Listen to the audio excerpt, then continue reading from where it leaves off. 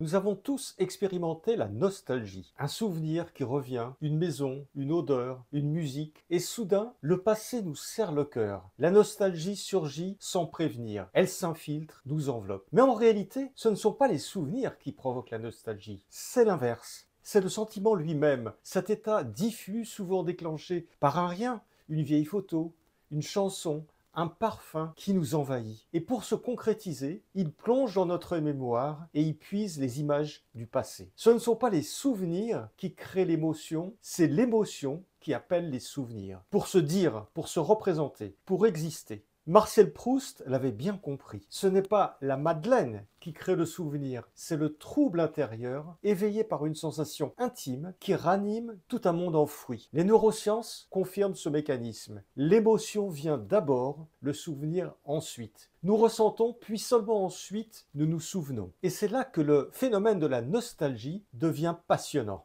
La thérapeute Aruna Lipschitz parle d'une nostalgie de l'ailleurs, un appel venu de loin, pas d'un passé vécu, mais d'un lieu intérieur que nous n'avons peut-être jamais connu, une plénitude perdue, une unité oubliée. Ce manque, cette tension vers autre chose, c'est peut-être la base de la nostalgie. Si nous savons l'écouter, accueillir cette tristesse au lieu de la fuir, la nostalgie devient un outil d'exploration, une forme de conscience élargie. Elle devient un miroir de nos manques, de nos pertes, de nos élans, de tout ce qui nous a construits. La nostalgie ne parle pas de notre passé, elle parle de notre présent.